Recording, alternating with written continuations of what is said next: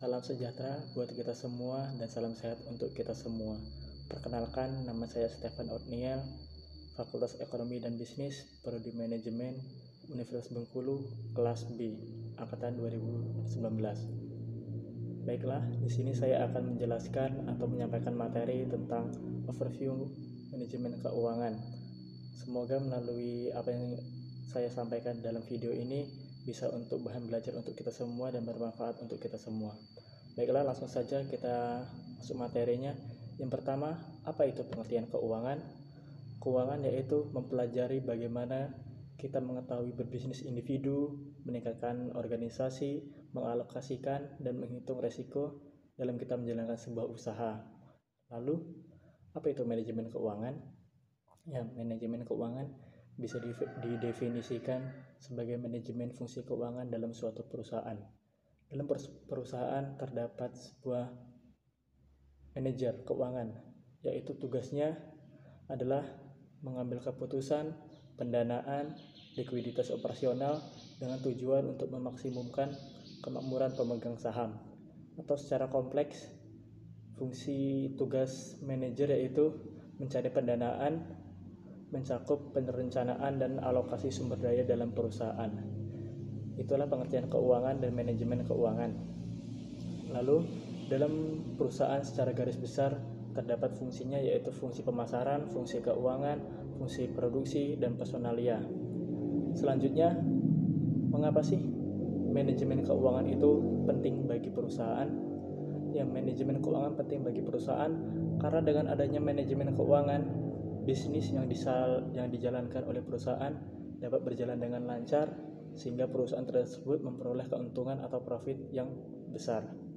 Selanjutnya yaitu model neraca keuangan untuk memahami manajemen keuangan. Neraca keuangan suatu perusahaan ini terdiri dari dua sisi, yaitu sisi kiri dan sisi kanan. Sisi kiri yang meringkas aset yang dimiliki oleh perusahaan, sedangkan sisi kanan yang meringkas sumber dana yang dipakai untuk membiayai sisi kiri perusahaan tersebut. Sisi kiri disebut aktiva, dengan demikian bisa dipandang sebagai ringkasan kekayaan yang dimiliki oleh perusahaan. Sedangkan sisi kanan merupakan tugas manajer keuangan, dalam hal ini mencari dana yang kemudian diinvestasikan pada sisi kiri neraca. Ya, pendanaan mencakup dana jangka panjang dan jangka pendek. Komponen jangka pendek dari aktiva dan pasiva membentuk model kerja. Model kerja besar bisa diartikan sebagai aktiva lancar dikurangi hutang lancar. Model kerja merupakan hasil dari keputusan operasional. Nilai perusahaan terdiri dari nilai hutang dan nilai saham. Tujuan tersebut sering disingkat sebagai memaksimumkan kemakmuran pemegang saham. Kemakmuran saham sering diterjemahkan ke dalam kenaikan harga pasar saham. Selanjutnya, tugas pokok manajemen keuangan yang pertama yaitu merencanakan keuangan, mengelola keuangan, pemeriksaan keuangan, pengelolaan keuangan, pencarian keuangan, dan menganggarkan keuangan. Selanjutnya yaitu fungsi manajemen keuangan. Fungsi manajemen keuangan yang pertama yaitu perencanaan, di mana manajer keuangan harus bekerja sama dengan para manajer lain yang ikut bertanggung jawab atas perencanaan umum perusahaan tersebut. Fungsi yang kedua, manajer keuangan harus memusatkan perhatian pada berbagai keputusan, investasi, dan pembiayaan. Yang ketiga yaitu fungsinya menyangkut penggunaan pasar uang dan pasar modal. Manajer keuangan menghubungkan perusahaan dengan pasar keuangan. Yang terakhir yaitu tujuan manajemen keuangan. Tujuan manajemen keuangan pada dasarnya adalah memaksimumkan profit. Artinya dengan memaksimumkan profit berarti mengabaikan tanggung jawab sosial, mengabaikan risiko, dan berorientasi sosial dan berorientasi jangka pendek.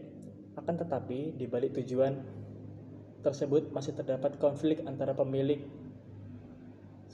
perusahaan dengan penyedia dana sebagai kreditur.